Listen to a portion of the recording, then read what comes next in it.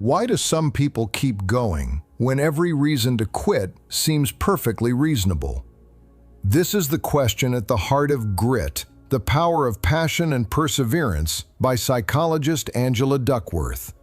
Because every meaningful pursuit eventually arrives at the same place.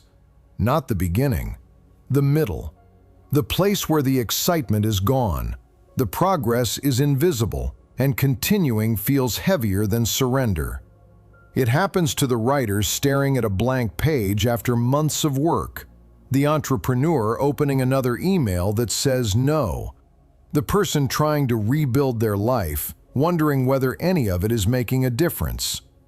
This is the moment nobody talks about, because success leaves evidence, persistence leaves almost none.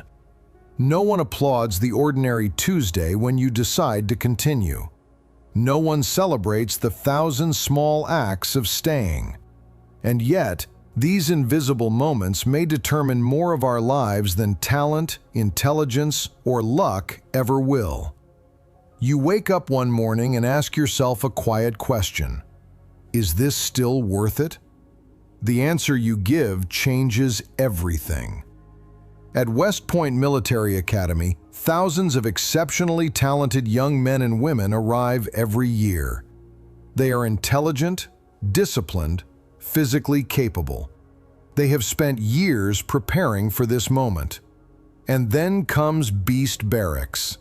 6 weeks of exhaustion, little sleep, constant demands, physical and mental strain. Every year, some of these cadets quit. Not because they lack ability, not because they are weak. They simply reach a point where continuing feels heavier than surrender. Angela Duckworth became fascinated by this question. Why do some people remain when every reason to leave seems perfectly reasonable? What she discovered would challenge one of our deepest assumptions about achievement. It is not the brilliant who endure. It is the ones who keep returning to the work. Duckworth calls this quality grit, a combination of passion and perseverance. And of the two, perseverance may be the more misunderstood, because perseverance is not intensity. It is not motivation. It is not the ability to work hard for a week or a month.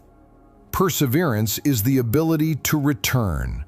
Again and again and again, long after the excitement has disappeared, long after the rewards have been delayed, long after the outcome has become uncertain. Perseverance is not one act of courage. It is hundreds of ordinary decisions not to quit. Think about the last time you gave up on something.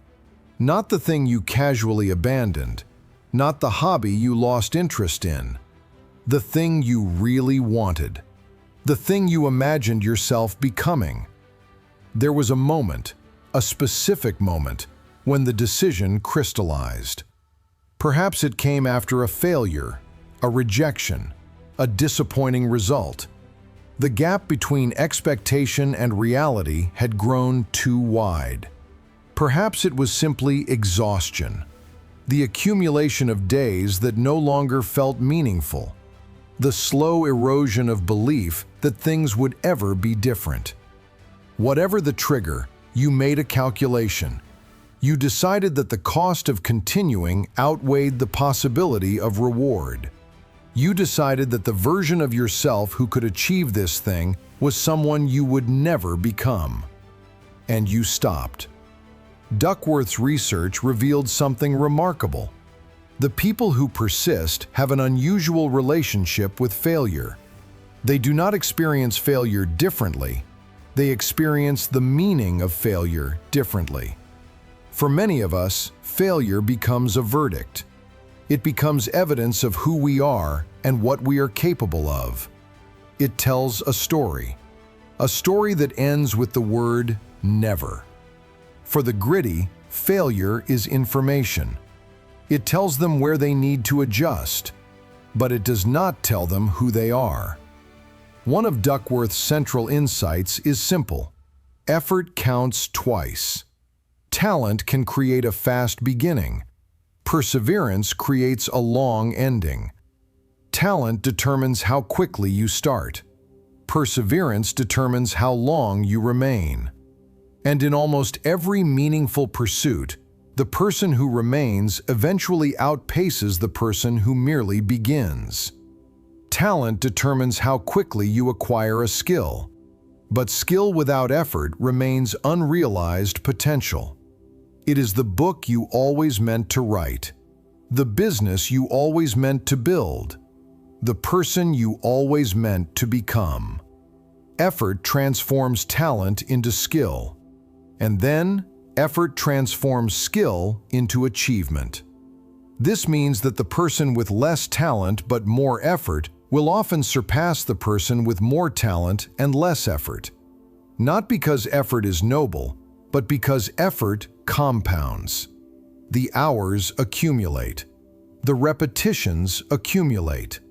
The small improvements accumulate. The problem is that compounding is invisible while it is happening. Each day feels insignificant. Each effort feels small. It does not feel like progress. It feels like standing still. And this is where doubt enters, because the mind wants evidence. It wants proof that the effort matters. It wants signs that the sacrifice is leading somewhere. When that evidence is withheld, doubt begins whispering. Maybe this isn't working. Maybe you aren't good enough. Maybe you should stop. Duckworth discovered something surprising. The people who remain do not begin with extraordinary passion. In fact, many of them begin with curiosity, a small pull, an interest that refuses to leave them alone. This is one of the great misconceptions about passion. We imagine that purpose arrives like lightning, that one day we simply know. But most meaningful pursuits do not begin with certainty. They begin with fascination, a question, a curiosity, a feeling that there may be something here worth exploring. And then something remarkable happens. By returning to that interest again and again, we deepen it. We become better. And as we become better, our interest deepens further. Passion is often not discovered. It is built. We love what we spend time building. Then comes the difficult part. Because once something matters to you, it begins demanding things from you. Your weaknesses become visible. Your limitations become obvious. This is where most people quietly walk away. Not because they lack potential, but because improvement requires repeated encounters with inadequacy.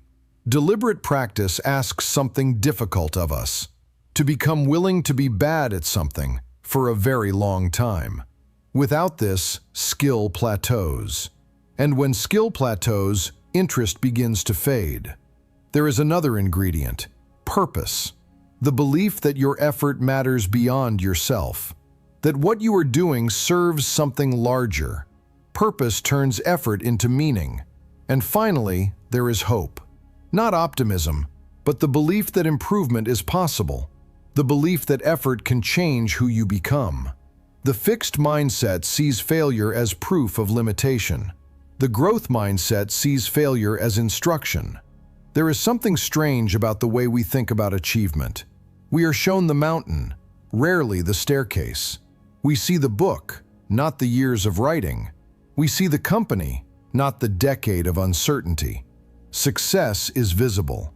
Persistence is almost entirely hidden. And because it is hidden, we underestimate its importance. The genius stayed. The master stayed. The expert stayed. Long enough for effort to compound. There is another misunderstanding about grit. We often think persistence means motivation, but motivation is unreliable. No one feels inspired every day. The people who remain have usually replaced motivation with devotion. They stop asking, "Do I feel like doing this today?" and begin asking, "Is this still the person I want to become?" The answer is often yes, and so they continue. So let us return to the original question. Why do we stop? Perhaps we stop because we are no longer certain that the version of ourselves who could achieve this thing actually exists. We stop because the distance between who we are and who we want to become feels unbearable. We stop because we mistake difficulty for disqualification. But what if the struggle is not evidence of unfitness?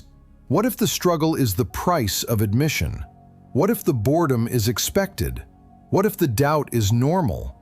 What if the plateau is part of the process? Duckworth's work suggests that grit is not about being immune to these feelings. It is about continuing despite them. The gritty person is not without doubt.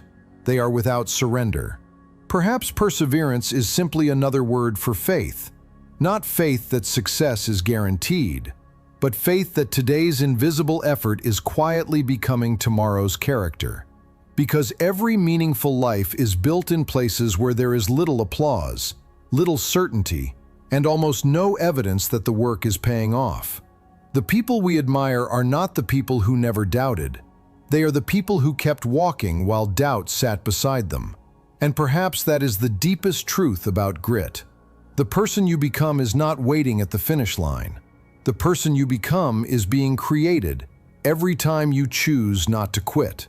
Because in the end, our lives are not shaped only by what we achieve, but by what we were willing to endure, what we were willing to stay for, and by the courage to continue before the evidence arrives.